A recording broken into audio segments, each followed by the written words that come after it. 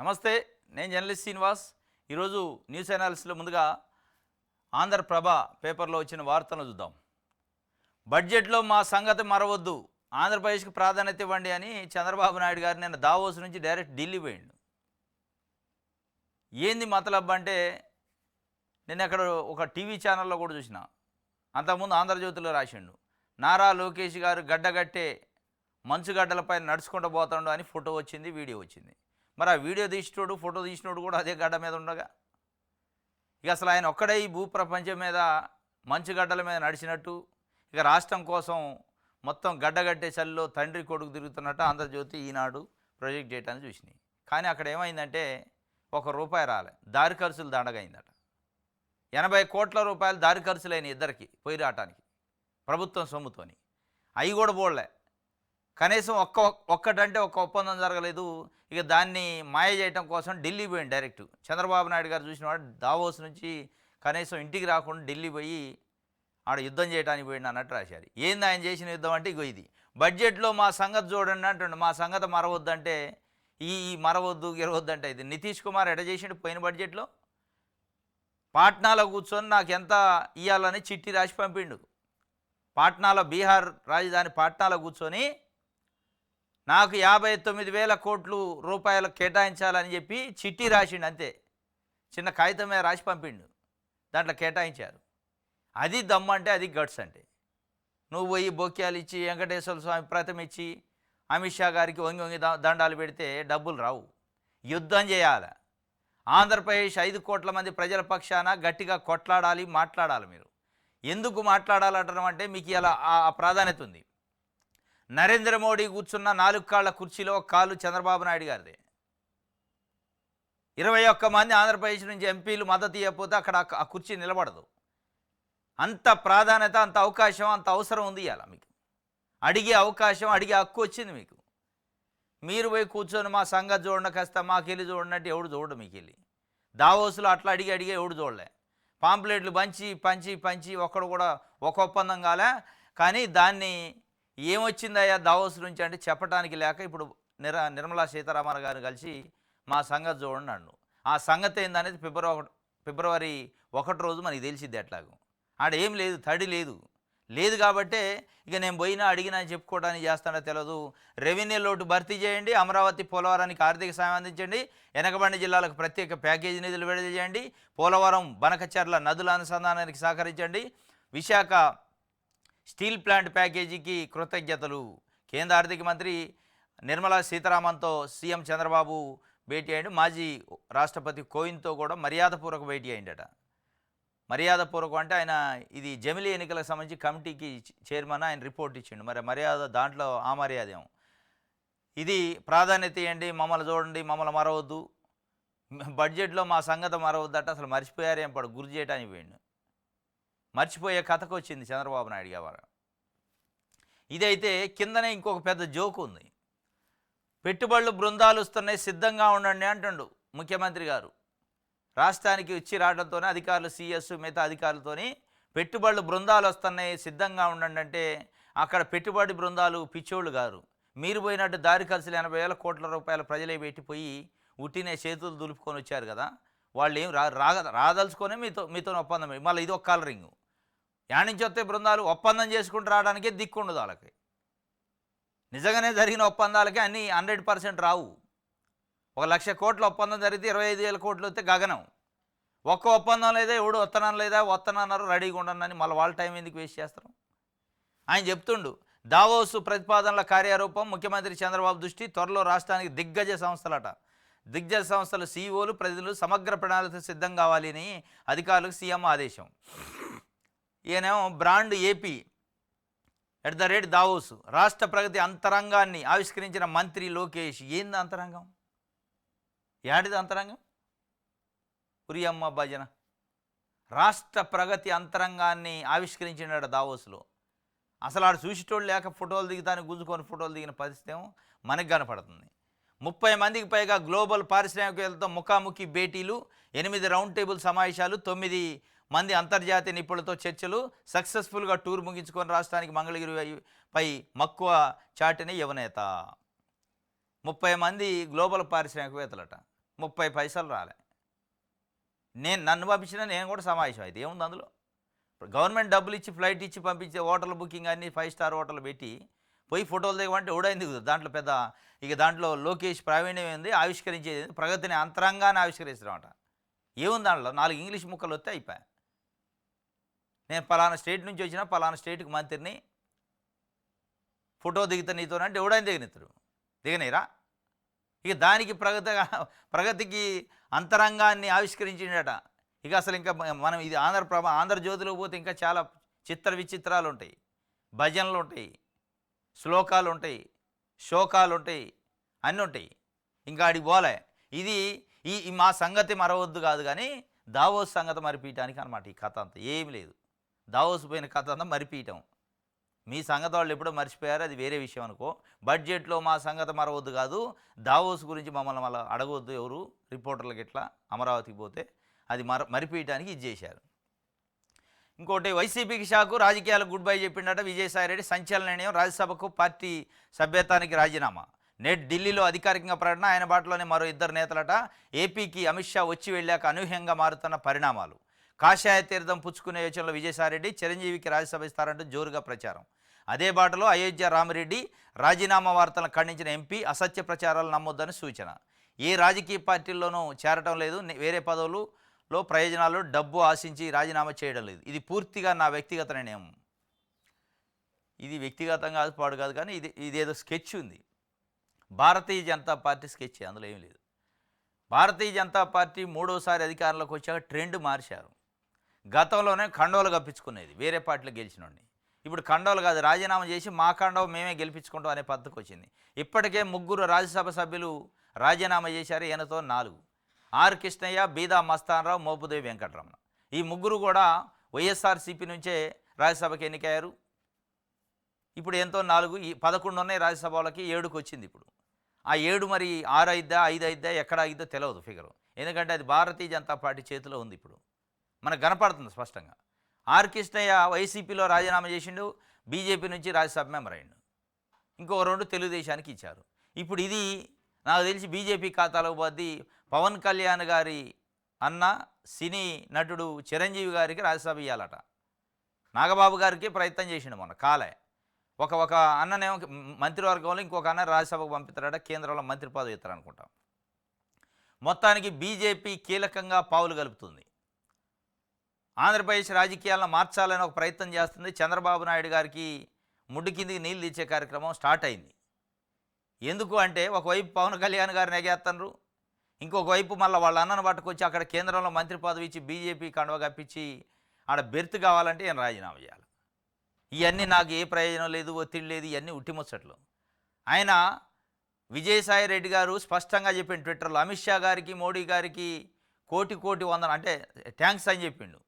Thanks అని చెప్పు, పవన్ కళ్యాణ్తో నాకు ఎప్పటికీ చిరకాల మిత్రత్వం ఉందండు. ఆ చిరకాల మిత్రత్వం కోసం మిత్రత్వం ఉంది కాబట్టే వాళ్ళ అన్న కోసం త్యాగం చేసిండు. బీజేపీ పార్టీ అమిత్ షా మోడీ కోసం త్యాగం చేసిండు. సరే, ఆయనకి ఏదో మరి లాభం ఉందా లేదా వాళ్ళ మీద భక్తితోనే భయాంతోనే చేసిండు మొత్తానికి. ఇది సరే, వైసీపీకి షాక్ ఏం, కానీ తెలుగుదేశం పార్టీకి ఇంకా పెద్ద షాక్ అయ్యే అవకాశం ఉంది భవిష్యత్తులో. ఇప్పుడు టెంపరీగా వైసీపీకి షాక్ ఉండొచ్చు, ఎందుకంటే వాళ్ళకు ఒక రాజ్యసభ మెంబర్ పోయిండు అంటే తప్పనిసరిగా వైఎస్ఆర్సీపీలో టాప్ ప్రయారిటీ ఉన్న లీడర్గా ఉన్నాడు, తప్పనిసరిగా నష్టం ఉండొచ్చు. ఎట్లాంటి నష్టం? పొలిటికల్ మేనేజ్మెంట్లో నష్టం ఉంటుంది తప్ప పబ్లిక్లో నష్టం ఉండదు. ఎందుకంటే ఆయన పబ్లిక్ ఫిగర్ కాదు. రాజకీయాల్లో పబ్లిక్ ఫిగర్ వేరు, పొలిటికల్ మేనేజ్మెంట్ వేరు, ఈవెంట్స్ని మేనేజ్ చేయడం వేరు.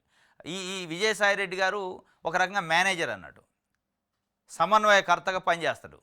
ఢిల్లీలో ఉన్న పెద్దలతో ఇక్కడ ఈ వ్యవహారాలు చూడటానికి. కానీ ప్రజల్లో ఒక మాస్ లీడర్ కాదు ఆయన. ఆ ఓట్ల పరంగా వైసీపీకి నష్టం లేదు. ఈ లైజీనింగ్ చేసే వ్యవహారాలలో కొంత నష్టం ఉంటుంది. ఓట్ల పరంగా ఒక మాస్ వేవ్ ఉన్న లీడర్, ఒక కాన్స్టిట్యున్సీ ఉంది ఆయనకి అనేది లేదు. ఒక కాన్స్టిట్యున్సీ లేదు, ఏది లేదు, ఒక జిల్లా లేదు. అవసరమైతే 1,00,000 మందితో మీటింగ్ పెట్టే అంత కెపాసిటీ కూడా లేదు ఆయనకి. అది ఆయనకి తెలుసు, అందరికీ తెలుసు. కాకపోతే జస్ట్ ఒక సభ్యత్వం పోయింది. ఆ సభ్యత్వం రేపు బీజేపీ ఖాతాలో గెలిచే అవకాశం ఉంది. అది కూడా తెలుగుదేశం పార్టీ మెడ మీద కత్తి పెట్టినట్టు. ఇప్పుడు మెడ మీద ఎప్పుడు కత్తి వేలాడుతూనే ఉంది. ఆ కత్తి వేలాడుతుంది కాబట్టి ఆయన గట్టిగా నోరు తెరిచి మాట్లాడలేకపోతాం. ఢిల్లీ పోయి మమ్మల్ని మర్చిపోవద్దు, కాస్త మా సంగతి చూడండి అని బతిలాడుకుంటున్నాడు తప్ప నితీష్ కుమార్ లెక్క బెదిరించి డబ్బులు తెచ్చే అంత ధైర్యం లేదు. ఎందుకంటే ఎన్ని రోజులు బెదిరియకుండా ఉంటే అన్ని రోజులు ఉంటాడు. ఏ రోజైతే నోరు బెగిలిద్దో ఆ రోజు ఈడ కుర్చీ కూలిద్ది. అది ఆయనకు తెలుసు. నోరు బెగలకుండా సప్పిడి చేయకుండా కూసో, నీ సంగతి ఏందో నాకంతా తెలుసు. నోరు లేచిందో కథమే కుర్చీ కాళ్ళు ఇరుగుతాయి. కుర్చీ కాళ్ళలో ఒక కాలేమో పవన్ కళ్యాణ్ గారు, ఇంకొక కాలు తెలుగుదేశం పార్టీలో ఇంకొక వర్గం రెడీగానే ఉంది సీనియర్లు. కాబట్టి ఇక అది అంతా ఎందుకు, నేను ఉన్నాను రోజులు లాస్ట్ చివరి దశలో ఈ ఏదైనా చూసుకోవచ్చు, కానీ ఇప్పుడైతే నడిపిద్దాం అనే పద్ధతిలో ఆయన రాజ్యసభకు పార్టీ సభ్యత్వానికి రాజీనామాట, చిరంజీవికి రాజ్యసభ ఇస్తారని జోరుగా ప్రచారం అట. ఇది కాషాయ తీర్థం పుచ్చుకునే విషయంలో విజయసాయిరెడ్డి ఒక సేఫ్ జోన్లో పోతున్నారు. ఎందుకు మూడో టర్మ్లో ఎట్ అవుతుంది, రెండో టర్మ్లో కూడా అయింది. ఎట్ ద సేమ్ టైం మనం కంపారిజన్ చేస్తే నరేంద్ర మోడీ గారు 2019లో గెలిచాక తెలుగుదేశం పార్టీ నుంచి దాదాపు 3 రాజ్యసభ సభ్యులు పోయారు at a time. Sujana Chowdary, CM Ramesh, ఒకళ్ళు కుడి భుజం అయితే ఒకళ్ళు ఎడం భుజం చంద్రబాబు నాయుడు గారికి, ఇంకొక ఆయన గరికపాటి రామ్మోహన్ రావు, ఆయన నెత్తి మీద కూర్చుంటాడు. మొత్తానికి ముగ్గురు పరాదంతే. ఈ ముగ్గురు పోయినప్పుడు అనుకున్నారు అయిపోయింది తెలుగుదేశం పార్టీగా అనుకున్నారు, కానీ వాళ్ళు పోయారు, అందులో తీర్థం పుచ్చుకున్నారు. వాళ్ళ పదవులు ఏదో అయినాయి, మొన్న మళ్ళా పొత్తులు కలిసినాయి, ఈ పొత్తులలో కాస్త ఉపయోగపడరు. రేపు విజయసాయిరెడ్డి కూడా జగన్మోహన్ రెడ్డికి కాంట్రవర్సీ అయిపోయిందా అనేది మనం అనుకోవడం, రాజకీయ ఎత్తుగడలో పోయిందని కూడా అనుకోవచ్చు, చెప్పలేం. రాజకీయ ఎత్తుగడలో బీజేపీ పార్టీ మొత్తానికి చంద్రబాబు నాయుడు గారిని మట్టి గర్పించే కార్యక్రమం అటు జగన్మోహన్ రెడ్డిని ఆడుకుంటుంది, ఇటు పవన్ కళ్యాణ్ ఆడుకుంటుంది, రేపు చిరంజీవిని కూడా ఆడుకునే అవకాశం ఉంది. ఎట్టి పరిస్థితుల్లో ఆంధ్రప్రదేశ్లో కాషాయ జెండా బాతాలి, డైరెక్ట్గానో ఇండైరెక్ట్గానో పసుపు జెండాని మాయం చేయాలని ఒక కథ నడుతున్నట్టు అది చంద్రబాబు నాయుడు గారి కపాలానికి ఎక్కినట్టే ఉంది. ఎక్కబట్టే డైరెక్ట్ దావోస్ నుంచి ఢిల్లీ వచ్చింది. ఇది ఉంటుంది భవిష్యత్తు, ఇదే, దాంట్లో డౌటే లేదు. షాకు వైసీపీకి కాదు, నాకు తెలిసినంతవరకు భవిష్యత్తు దృష్ట్యా ఇది తెలుగుదేశం పార్టీకే షాకు. అసలు భవిష్యత్తులో పవన్ కళ్యాణ్, ఇటు జగన్మోహన్ రెడ్డిని, బీజేపీ ఈ కూటమైన ఆశ్చర్యం లేదు భవిష్యత్తులో, దాంట్లో డౌటే లేదు. లేదా జగన్మోహన్ రెడ్డికే ఇండైరెక్ట్గా ఇటు పవన్ కళ్యాణ్ బీజేపీ సహకరించి అట్లా చేసినా ఆశ్చర్యం లేదు.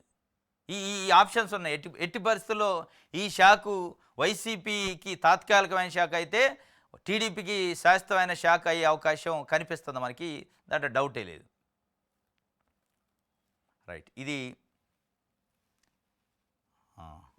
విశాలాంధ్ర చూద్దాం. ఫీజులు గుంజేద్దాం, పరీక్షల ముందే కార్పొరేట్ యాజమాన్యాల బరితెగింపు, నారాయణ కాలేజీ విద్యార్థి ఆత్మహత్య కలకలం, హాల్ టికెట్ నిలిపేతకు ఆదేశాలు, ఫిర్యాదులపై ప్రభుత్వం మౌనం. ప్రభుత్వం అంటే ఎవరు? నారాయణ కాలేజీ యాజమాన్యాలు విద్యార్థుల్ని వేధిస్తున్నాయి, ఆత్మహత్య జరుగుతున్నాయి, ఫీజులు చెల్లిస్తేనే గేట్ లోపల రాయనండి, లేదంటే హాల్ టికెట్లు ఇష్యూ చేయండి, ఎగ్జామ్ రాయనియండి అని వేధిస్తున్నారట. దానిపైన ఫిర్యాదు చేసినా మౌనంగా ఉండట. ఫిర్యాదు చేయాల్సిందే మళ్ళీ నారాయణకి, ఆయనేగా క్యాబినెట్లో మంత్రిగా, ప్రభుత్వంలో ఆయన ఒక భాగం. ఇంకెవడికి చేయాలా, ఎవరికి చెప్పుకోవాలా? ఇప్పుడు మున్సిపల్ శాఖ మంత్రి ఆయన, విద్యాశాఖ మంత్రి కాకపోవచ్చు. విద్యాశాఖ మంత్రి నారా లోకేష్ గారు. నారా లోకేష్ గారికి కంప్లైంట్ చేస్తే ఎవరికి చెబుతాడు? నారాయణని పిలుచుకుంటాడు. ఏంది కథ అంటాడు. అది అంతే సార్, మనం 2018 ఎన్నికల్లో 19 ఎన్నికల్లో మనమే కదా చూసుకుంది, 24 ఎన్నికల్లో మనమే చూసుకుంటే ఇక ఆ మాత్రం ఉండదా అంటాడు. ఓహో అట్లా, నువ్వు వెళ్ళిపోయి నీ పని నువ్వు చూసుకొని నేను దీన్ని చెత్తబుట్టలేస్తా అంటాడు ఆయన. ఎందుకు అంటాను అంటే, అట్లా అనకపోతే నిజంగానే ఇప్పటికే నారాయణ, శ్రీ చైతన్య కాయలు చాలా సీజ్ కావాలా, తాళాలు వేయాలి. నిజంగానే నారా లోకేష్ గారు, చంద్రబాబు నాయుడు గారు నీతి నిజాయితీ ఉంటే, ప్రజలపైన అభిమానం ఉంటే, వాళ్ళు చేసే ఆగడాలు, వాళ్ళు చేసే అరాచకాలకి ఎన్నో కాలేజీలు మూతపడాలి. ఒక్కటి మూతపడపోగా మౌనం అట. కొన్ని విద్యార్థి సంఘాలు, ప్రజా సంఘాలు అసలు నారాయణని క్యాబినెట్ నుంచి బర్తరఫ్ చేయాలి, ఆయనకు అర్హత లేదు, ఈ రకంగా వేధింపులు చేసి ఆత్మహత్యలు చేస్తుంటే ఈ హత్యలు ఆత్మహత్యలు కాదంటున్నారు. అయినా కానీ ప్రభుత్వం వైపు నుంచి మౌనం లేదు. వాళ్ళకి కావాల్సింది పార్టీ ఫండ్, పార్టీకి సహకారం, అది ఇస్తాడు ఆయన, సరిపోయా. ఇంకెందుకు మాట్లాడతారు? ప్రజలు ఏడబోతే వాళ్ళకేంది. ఇది మొత్తానికి మొన్న శ్రీ చైతన్య కాలేజీలో బయట నిలబెట్టారు పేరెంట్ని, స్టూడెంట్స్ని. నిన్న అనంతపురంలో నారాయణ విద్యార్థి బిల్డింగ్ పై నుంచి దూకి సరిపోయిండు, ఫీజుల వేధింపులు తట్టుకోలేక. ఒక్క కేసు లేదు, ఒక్క చర్య లేదు. ఆ కాలేజీ కనీసం సీజు కూడా లేదు. ఎమ్మటే ఆడ డెడ్ బాడీ ఉంది, క్లాసులు నడుతూనే ఉన్నాయి. అక్కడున్న డిఈఓలు, అక్కడున్న ఆర్ఐఓలు, అక్కడున్న ఇంటర్మీడియట్ అధికారులు, పోలీసులు వాళ్ళు ఎవరికి కాపలా కాస్తారో తెలుసా? నారాయణ కాలేజీకి కాపలా కాస్తున్నారు. వాళ్ళ క్లాసులు డిస్టర్బ్ కాకుండా వాళ్ళ ఫీజులు వసూలు చేసుకోవడానికి కౌంటర్ కాడ నిలబడి ఎవరు డిస్టర్బ్ చేయకుండా చూస్తున్నారు, కానీ చనిపోయిన వాళ్ళ పక్షాన లేరు. ఇది మొత్తానికి ఫీజులు గుంజేద్దామని పరీక్షల ముందే కార్పొరేట్ యాజమాన్యాలు బరితెగిస్తున్నాయి. దీనిపైన మనం ఈ విద్యార్థి సంఘం నాయకుడు వైఎస్ఆర్సీపీ స్టూడెంట్ వింగ్ లీడర్ ఉండు, ఆయన నిన్న కొంత కార్యక్రమం కూడా చేసినట్టుంది. వాళ్ళ ఒపీనియన్ అడుగుదాం ఏంటి అసలు ఇదని. రవిచంద్ర స్టూడెంట్ వింగ్ వైఎస్ఆర్సీపీకి సంబంధించి వర్కింగ్ ప్రెసిడెంట్ ఆయన.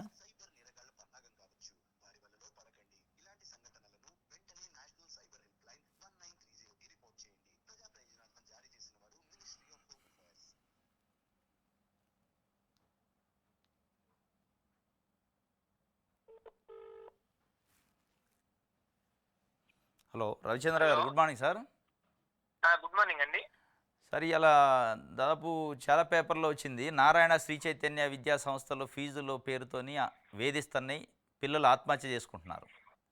నిన్న అనంతపురం జిల్లాలో ఒక ఆత్మహత్య జరిగింది. మొన్న శ్రీ చైతన్య కాలేజీ గోశాల దగ్గర పేరెంట్ని స్టూడెంట్ని బయట నిలబెట్టారు గంటల తరబడి. అవును సార్, అవును. ఇది ఒకటోది కాదు, రెండోది కాదు, దీనికి ఒక లెక్కకు అంతు లేదు. అవును.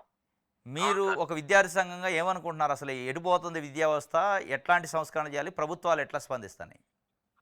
ఇప్పుడు ఫీజుల పరమావధి లక్ష్యంగా కార్పొరేట్ జూనియర్ కళాశాలలో తల్లిదండ్రులని విద్యార్థుల్ని పీక్కు తింటున్న పరిస్థితి ఆంధ్రప్రదేశ్ లో ఉంది, 2 తెలుగు రాష్ట్రాల్లో కూడా ఉంది. ఎందుకంటే 2 తెలుగు రాష్ట్రాల్లో చైతన్య నారాయణ లాంటి కార్పొరేట్ విద్యా సంస్థలు ఒక మోనోపలీగా ఉండి మొత్తం విద్యా వ్యవస్థను గుప్పెట్లో పెట్టుకొని ఇష్టాను రీతిలో కోచింగ్ సెంటర్ లాగా విద్యా సంస్థలు ఏర్పాటు చేసి లక్షల రూపాయల విద్యార్థుల దగ్గర నుంచి వసూలు చేస్తున్న ఒక పరిస్థితి 2 తెలుగు రాష్ట్రాల్లో నెలకొని ఉంది.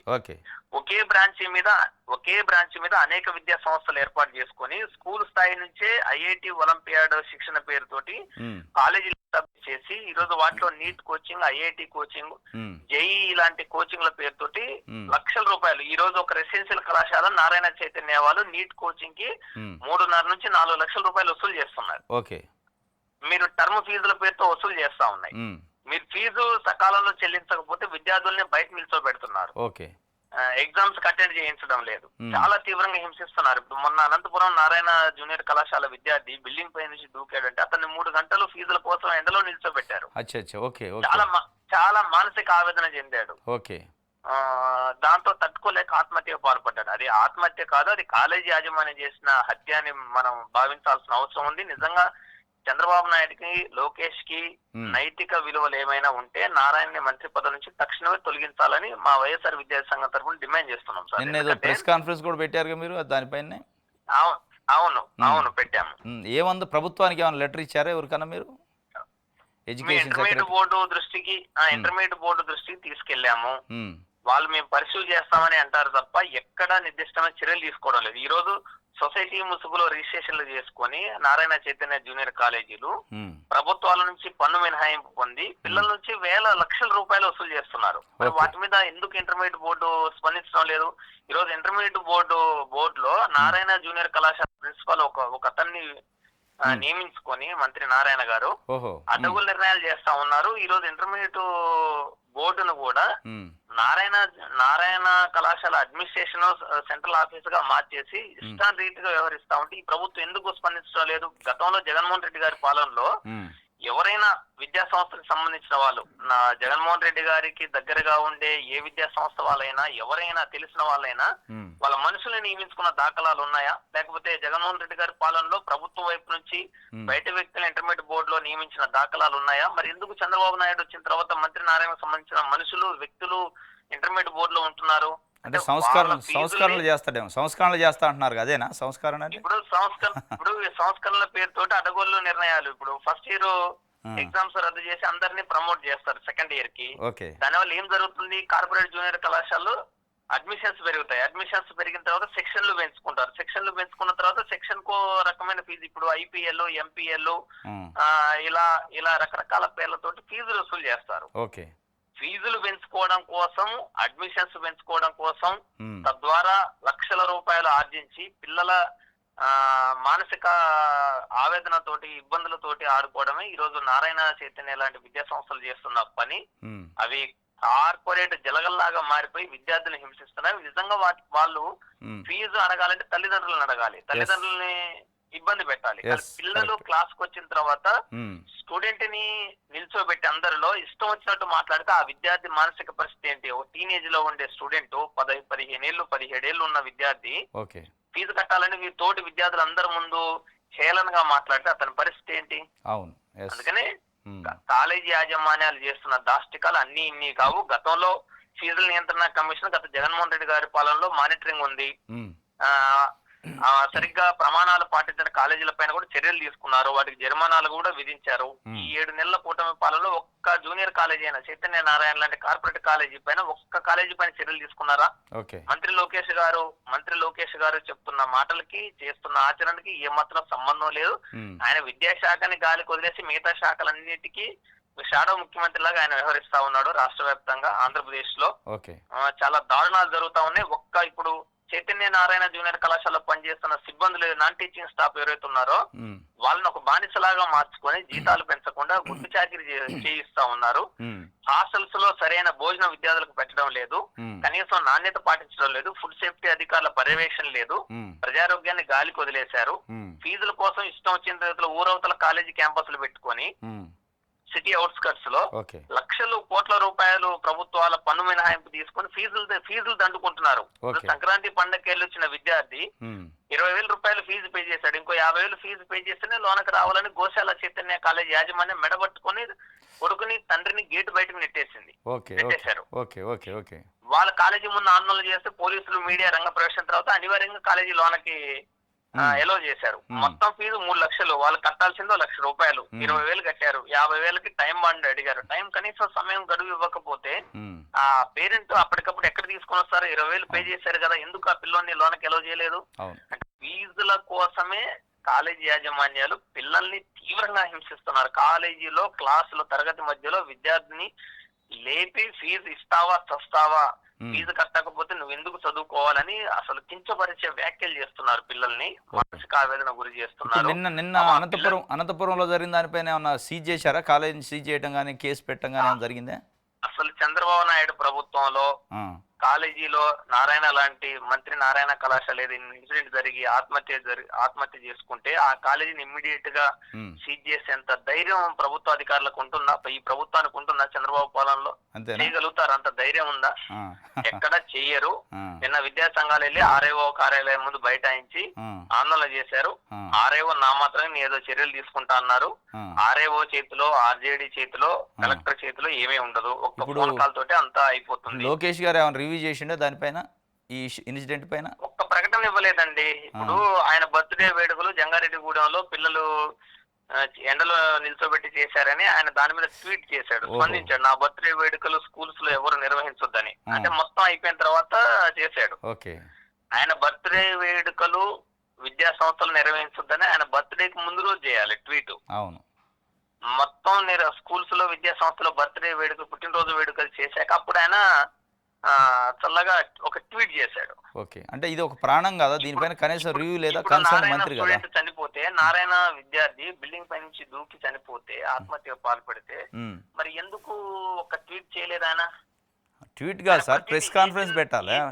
ప్రెస్ కాన్ఫరెన్సే పెట్టాలి. విషయం కూడా ఏ చిన్న విషయం కూడా, ఒక చిన్న విషయాన్ని కూడా స్పందించే లోకేష్ గారు వాళ్ళు చెప్తారు కదా, మా నాయకుడు పేపర్లో వచ్చిందని కూడా స్పందిస్తారని చెప్తున్నారు కదా కూటమి నాయకులు. అవును, మరి ఇంత ఒక ప్రాణం పోతే, ఒక ప్రాణాన్ని నారాయణ యాజమాన్యం హరిస్తే, బలి తీసుకుంటే ఎందుకు దీని మీద ఆయన స్పందించలేదు? ఎందుకు ఆ కాలేజీకి నోటీసులు పంపించలేదు? ఆయన దావోస్ లో గడ్డగట్టే చలిలో కోటేసుకొని ట్రాఫిక్ దాటుకొని బ్రహ్మాండంగా నడుచుకుంటూ వెళ్ళి దావోస్ పర్యటనలో మనకి పెట్టుబడులు తీసుకొచ్చాడని బాగా ప్రచారాన్ని చేసుకున్నారు కదా వాళ్ళు. మరి ఇక్కడ పిల్లోడు చనిపోతే ఎందుకు మీరు దావోస్ నుంచి తిరిగి వచ్చారు కదా, ఎందుకు పరామర్శ చేయట్లా? కుటుంబాన్ని ఎందుకు పరామర్శించడం లేదు? మీరు ఎందుకు వెళ్ళడం లేదు? ఎందుకు చర్యలు తీసుకోవడం లేదు? అందుకని ఈ ప్రభుత్వానికి నిజంగా చిత్తశుద్ధి లేదు. పై ప్రకటనలే తప్ప ఆచరణాత్మకంగా ఎక్కడా లేదు. గత 5 ఏళ్ల జగన్మోహన్ రెడ్డి గారి పరిపాలనలో ఇటువంటి జరగలేదు. ఏం డిమాండ్ చేస్తారు ప్రభుత్వాన్ని? ప్రభుత్వాన్ని ఏం డిమాండ్ చేస్తాం చివరిగా?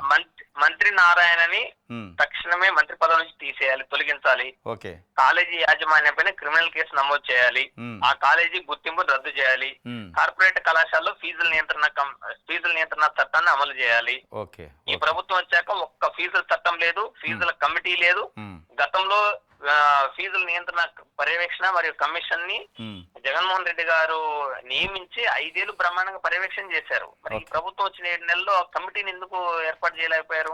ఓకే. ఎందుకు పర్యవేక్షణ చేయలేకపోయారు? అంటే ప్రభుత్వం ఫెయిల్యూర్. ఓకే. మొత్తం డైవర్షన్ పాలిటిక్స్ తోటి సంక్షేమాన్ని, అభివృద్ధిని, విద్యారంగాన్ని గాలి కొదిలేసి ఇవన్నీ చేస్తున్నారు. అందుకని నారాయణని మంత్రి పదవి నుంచి తొలగించాలి. ఓకే. యాజమాన్యం పైన క్రిమినల్ కేసు నమోదు చేయాలి. ఓకే. ఓకే. రెండోది ఫీజుల నియంత్రణ కమిటీని అమలు చేయాలి. Okay. Thank you. Okay branch. Thank you Ravichandra గారు. ఓకే. రైట్ అండి. ఓకే.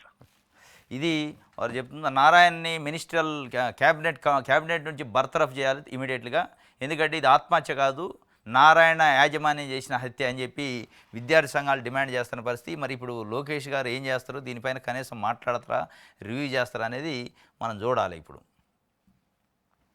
నెక్స్ట్ ఆంధ్రజ్యోతి చూద్దాం.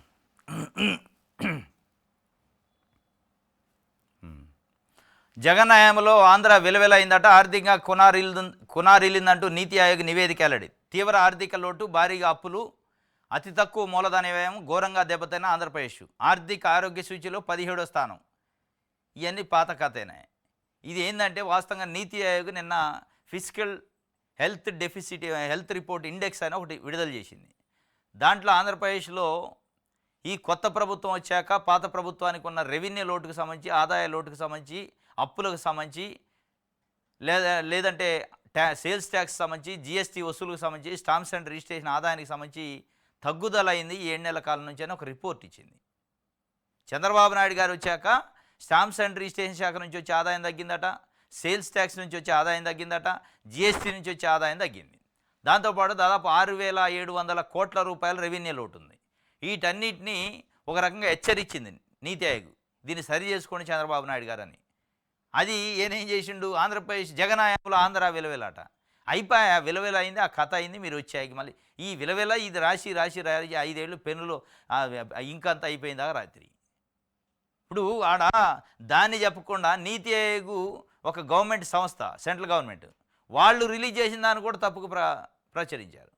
ఇది విలువెల అవుతుంది. జగన్ హయాంలో ఆంధ్ర విలువెల కాదు. ఆంధ్రప్రదేశ్ ప్రజలు ఇవాళ రైతు భరోసా రాక, తల్లికి వందనం రాక, మహిళలకి ఇస్తున్న 1,500 రూపాయలు రాక, మహిళలకి ఫ్రీ బస్సు లేక, ఈ 6 సూపర్ 6 రాక, నేతన్న హస్తం రాక, విద్యా కానుక, విద్యా దీని రాక ప్రజలు విలువెలవుతున్నారు ఇలా ఆంధ్రప్రదేశ్ ప్రజలు. వాస్తవమే, చంద్రబాబు నాయుడు గారి హయాంలో ఆంధ్రప్రదేశ్లో ఉన్న ప్రజలు విలువెల్లాడుతున్నారు. అది మీరు రాయలేక ఇది రాశారు అన్నట్టే అర్థమవుతుంది. ఇది ఒక వార్త.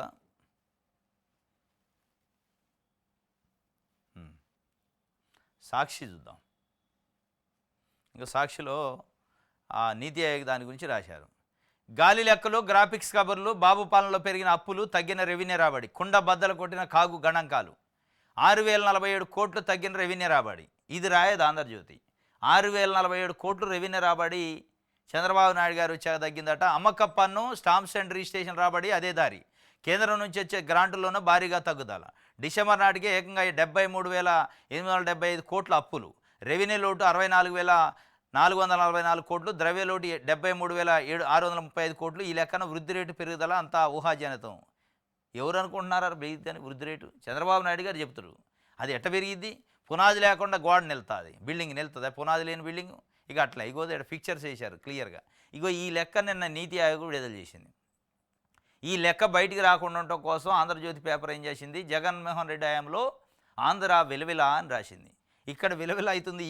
ఇగో రెవెన్యూ రాబడులు 1,19,125 కోట్లు ఎప్పుడు 2023 డిసెంబర్లో ఉంటే ఇప్పుడు 1,13,000 కోట్లకు వచ్చింది. అంటే 6,047 కోట్లు లోటు ఉంది, రెవెన్యూ లోటు, రెవెన్యూ రాబడి. ఇక యాడ్ నుంచి వృద్ధి అయింది నీకు. మరి నువ్వు చేసిన స్టాంప్స్ అండ్ రిజిస్ట్రేషన్ శాఖ 7,000 కోట్లు లాస్ట్ డిసెంబర్లో ఉంటే మొన్న డిసెంబర్లో 6,385 కోట్లు, ఒక 1,000 కోట్లు సుమారు స్టాంప్స్ రిజిస్ట్రేషన్ డిపార్ట్మెంట్ తగ్గింది. అమ్మకప్పని ఒక 1,000 కోట్లు తగ్గింది. కేంద్ర గ్రాంట్లు అయితే ఒక 3-4 వేల కోట్ల రూపాయలు కేంద్ర గ్రాంట్లు 11,000 కోట్లు తగ్గినాయి. 24,000 కోట్లు కేంద్రం నుంచి వస్తే అప్పుడు 2023 డిసెంబర్ జగన్మోహన్ రెడ్డి ఉన్నప్పుడు 2024 డిసెంబర్లో 11,000 కోట్లే వచ్చినాయి. సగానికంటే తగ్గింది. ఏంటిది? కేంద్రం నుంచి వచ్చే డబ్బులు ఆడికి పోయి చేతులు పిచ్చుకుంటుండే చంద్రబాబు నాయుడు గారు. అమిత్ షా గారు మమ్మల్ని కాస్త గుర్తుపెట్టుకోండి, నన్ను గుర్తుపెట్టుకోండి, నాకు కొద్ది గడ్డం ఉంటుంది, ఇది ఉంటుంది అంటే వాళ్ళు మర్చిపోయారు. నేను ఎందుకు మర్చిపోయారంటే నీ వెనక చాలా చిట్టా ఉంది, ఒంటి నిండా మచ్చలే ఉన్నాయి. నేను మచ్చలేని మనిషిని, నీతి నియమాలు అంటున్నావు కదా, ఆ నీతి నియమాలకు సంబంధించిన మచ్చలు చాలా ఉన్నాయట్టుంది.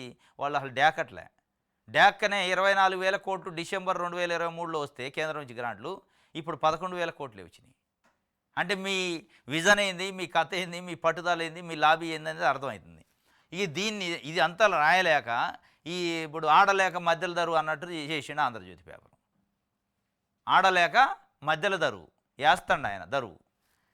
రెవెన్యూ లోటు 49,000 కోట్లు ఉంటే 64,000 కోట్లకు పెరిగింది రెవెన్యూ లోటు. ఇది ద్రవ్య లోటు కూడా సేమ్ కథ. లోట్లేమో పెరిగినాయి, వచ్చేయేమో తగ్గినాయి. ఇక వృద్ధి రేటు పెరిగిద్దా అంటాడు చంద్రబాబు నాయుడు గారు. చెవులలో పూలు పెడతాడు, క్యాలీఫ్లవర్ పూలు, మామూలు పూలు కాదు. ఈ పూలకి మళ్ళా ఈ భజన చేసే బ్యాచ్ చెబుతున్నా గాలి లెక్కలో గ్రాఫిక్స్ కబుర్లు. ఈ కబుర్ల కోసం దీన్ని ఏం చేయాలో తెలియక నేను ఢిల్లీ పోయినట్టు అడావుడి చేసినట్టు ఆగం అడివడి చేసి వచ్చిండు. ఆడ వచ్చింది లేదు, మనం లేదు, 30 పైసలు రాలే. ఇది సాక్షికి సంబంధించి.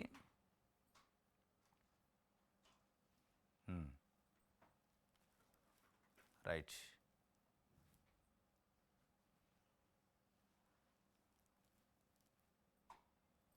రాష్ట్రాన్ని అమ్మేస్తున్న చంద్రబాబు ఇంకొన్నాళ్ళు ఆగితే ప్రజలకు మిగిలే శూన్యం. మెడికల్ కాలేజీలు, పోర్టులు, రోడ్లు అన్నీ ప్రైవేట్కేనా? చంద్రబాబు వల్ల 2 ఏళ్లలో 2,450 మెడికల్ సీట్లు కోల్పోయాం. పవన్ సమాధానం చెప్పాలి. మాజీ మంత్రి సిదిరి అప్పలరాజు ఫైర్ అయిండు. మెడికల్ కాలేజీలు నిన్న అమ్మేసిండు మొత్తం. మాకు వద్దు అని లెటర్ రాశారు గతంలో. ఇప్పుడు 17 కాలేజీలు జగన్మోహన్ రెడ్డి తెచ్చిన వాటిని ఎట్లా పీపీపీలోకి పంపాలని చూస్తున్నా. పీపీపీ కథ నిన్న మాజీ హెల్త్ మినిస్టర్ అనుకుంటే రాష్ట్రాన్ని అమ్మేస్తున్న చంద్రబాబు అని ఒక ప్రకటన ఇచ్చిండు. ఇది సాక్షికి సంబంధించి. మనం చేసిన మంచిని ప్రజలకు బలంగా చెప్పాలి. వైఎస్ జగన్ అందించిన సంక్షేమాన్ని, అభివృద్ధిని వివరించాలి.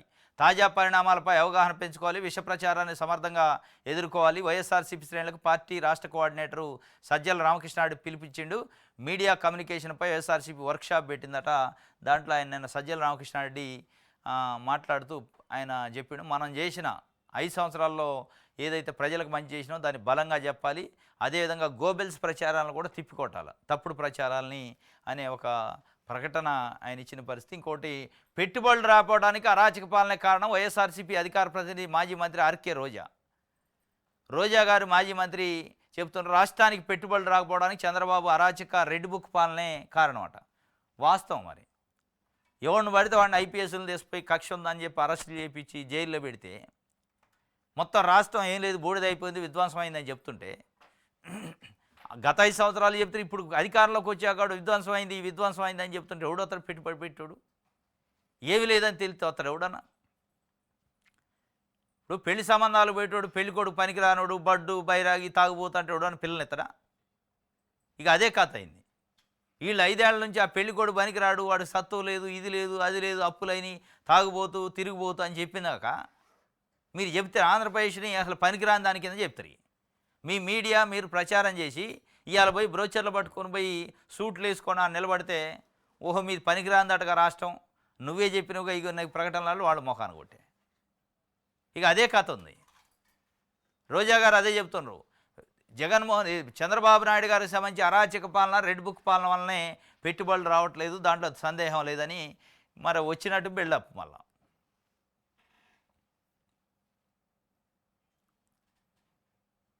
ఫీల్డ్ అసిస్టెంట్ దారుణ హత్యట. ఫీల్డ్ అసిస్టెంట్ పోస్టు వదిలేయాలని టీడీపీ నేతలు ఒత్తిడి, త్వరలో రాజీనామా కూడా చేస్తారని చెప్పిండట. అయినా కళ్ళల్లో కారం జల్లి కత్తులతో నరికిన దుర్మార్గులు. గ్రామ టీడీపీ నాయకులను నా భర్తను చంపారని మృతుడి భార్య. కర్నూలు జిల్లా అరికెర్రలో దారుణం. కర్నూలు జిల్లా ఆలూరు మండలం అరికెరలో అట ఫీల్డ్ అసిస్టెంట్, ఎన్ఆర్ఈజీఎస్ సంబంధించిన ఫీల్డ్ అసిస్టెంట్. ఇప్పటికే రేషన్ డీలర్లు, ఫీల్డ్ అసిస్టెంట్ని, ఆశా వర్కర్లని, ఇట్లా ఎవరైతే అంగన్వాడీ కార్యకర్తలని, అంగన్వాడీ టీచర్ని వైఎస్ఆర్సీపీ హయాంలో ఉన్న వాళ్ళందరినీ మీరు పోవాలి, ఇంటికి పోతే మా వాళ్ళని పెట్టుకుంటామని బెదిరిస్తున్నారట ఎక్కడెక్కడికి. ఆ బెదిరింపుల కార్యక్రమంలో ఈయన కూడా ఈ ఆలూరు మండలం, కర్నూలు జిల్లా ఆలూరు మండలం సంబంధించి ఆయనకు కూడా బెదిరించారట. బెదిరిస్తే నేను రాజీనామా చేస్తలే కానీ నన్ను ఏమనొద్దు, అరికేరాట అయింది అన్నా కానీ ఏం లేదట. వెంటబడి కళ్ళల్లో కారం కొట్టి నువ్వు ఎప్పుడు రాజీనామా చేస్తావు, మాకు అర్జెంట్ ఉందని చెప్పి, నువ్వు జస్తే తొందరగా మాకు వద్దని చెప్పి చంపేసే కార్యక్రమం చేస్తాను. ఫీల్డ్ అసిస్టెంట్లు కానించి మొదలు పెడితే రాజ్యసభ మెంబర్ల దాకా ఇదే కథ. నువ్వు ఖాళీ చేయి, మేము వచ్చి కూర్చుంటాం. రాజ్యసభ మెంబర్లు కూడా 4 రాజీనామా చేశారు ఇప్పటికీ. నిన్న విజయసాయిరెడ్డితో సహా ఇవాళ చేస్తారట. ఇక సంపుడు కార్యక్రమం చేశారు. నువ్వు ఖాళీ చేయట్లేదుగా, చంపేస్తాం. ఇది కాస్త జాగ్రత్తగా ఉండండి. ఫీల్డ్ అసిస్టెంట్లు, ఇట్లాంటి అంగన్వాడీ కార్యకర్తలు, టీచర్లు ప్రాణాల మీద తెచ్చుకోకుండా సచ్చే పరిస్థితి అవసరమైతే రాజీనామాను చేయండి. కానీ ఎందుకు మరి ప్రభుత్వమే లిటరల్గా డైరెక్ట్ దాడి చేసే పరిస్థితికి వచ్చింది. తెలుగుదేశం పార్టీ నాయకులు తెలుగుదేశం పార్టీ కార్యకర్తలు నా భర్తకి చావుకు కారణమని వాళ్ళ మృతుడి భార్య కూడా చెప్పింది. ఇది నిన్న జరిగింది ఆలూరులో.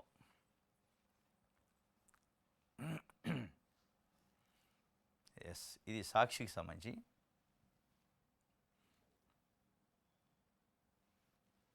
దిశ పేపర్లో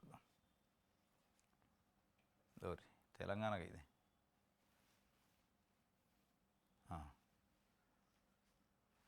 రెడ్ బుక్ యాక్షన్ స్టార్ అట. అది పోయింది, ఆడ పోయి చేసింది యాక్షన్ ఆడ దావోస్లో. రెడ్ బుక్ యాక్షన్ చేస్తే ఈ రెడ్ బుక్ చూసి ఇది రెడ్ కలర్లో ఉందని ఒకటి దగ్గర రాలే. ఇప్పుడు ఈ సిగ్నల్ కాడ రెడ్ సిగ్నల్ అయితే నత్తడా, ఇక అట్లా అయింది కథ. వీళ్ళు రెడ్ సిగ్నల్ వేశారు, వాళ్ళు కూడా ఇక మీ జోలికి మేము రారాయన అంటరాని వాళ్ళు లెక్క వాళ్ళు దూరంగా నిలబడి ఫోటోలు దిగుతారు. ఆ ఫోటోలు దిగేది చూస్తే కూడా అర్థమవుతుంది, దగ్గరకు రావట్లే. దూరంగా అంటురోగం వచ్చినోడికి ఇట్లా దూరంగా పెడతారుగా, అట్లా పెట్టారు. ఈ పెట్టడానికి కారణం మీరే. మీరు రెడ్ బుక్లలో పేర్లు రాస్తారు, విధ్వంసాలు చేస్తారు, విధ్వంసం అని చెప్పాక ఎవడొత్తడు? కార్యకర్తలపై తప్పుడు కేసులు పెట్టిన వారికి లెక్కలు తేల్చే పుస్తకం. ఈ లెక్కలు కాదు కావాల్సింది. కేంద్రం నుంచి ఏమి నిధులు తెస్తారు రాష్ట్రానికి, పోలవరానికి, అమరావతికి ఏమి నిధులు తెస్తారు, ఆ లెక్కలు చెప్పండి. ఈ లెక్కలు అడగల, ఈ లెక్కలతో మీకు సంబంధం లేదు, మాకు సంబంధం లేదు ప్రజలకి. ఇది రెడ్ బుక్ నమూనాతో కార్యకర్త అల్చెల్లు సోషల్ మీడియాలో వైరల్ అవుతున్న వీడియో. అందులో వైసీపీ నేతల చిత్రాలు వాళ్ళే ఉంటాయిలే, కానీ ఈ రెడ్ బుక్ యాక్షన్ స్టార్ట్ అయిందట. ఈ సినిమా కాదు యాక్షన్ స్టార్ట్ కావడానికి. ఇగో వల్లభలేని వంశీ, రోజా గారు ఇట్లా వాళ్ళ బొమ్మలు వేసిండు. వేస్తే వేసారు, మీ పని మీరు చేయండి ఫస్ట్.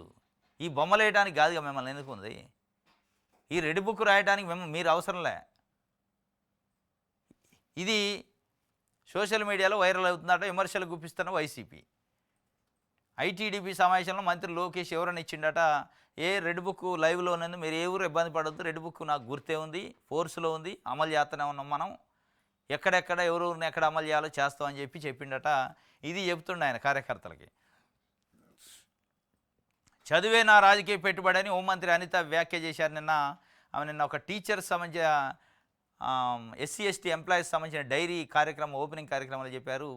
నేను చదువుకోవటానికి టీచర్గానే చంద్రబాబు నాయుడు గారి దగ్గర 2013లో పోతే నా చదువు అది చూసి క్వాలిఫికేషన్ చూసి ఆయన ఇంప్రెస్ అయ్యే నన్ను రాజకీయాల్లోకి రమ్మన్నాడు, ఈరోజు హోంమంత్రి అయినా అని చెప్పి ఆమె చెప్తుంది.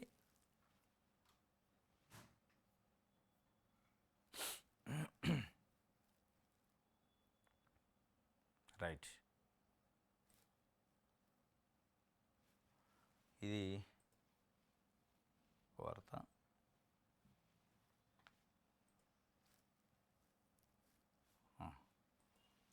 ఈనాడు చూద్దాం.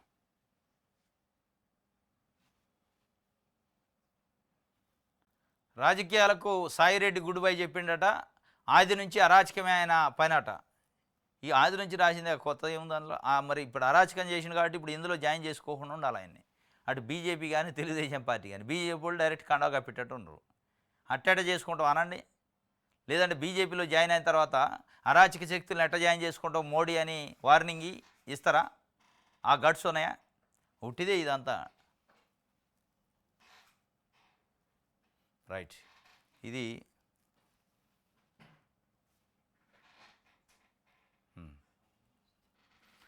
రైట్, ఇది ఈనాడుకి సంబంధించి. ఎస్, ఇది ఈరోజు న్యూస్ అనాలిసిస్. రేపు తాజా వార్తలతోనే తిరిగి కలుసుకుందాం. Thank you.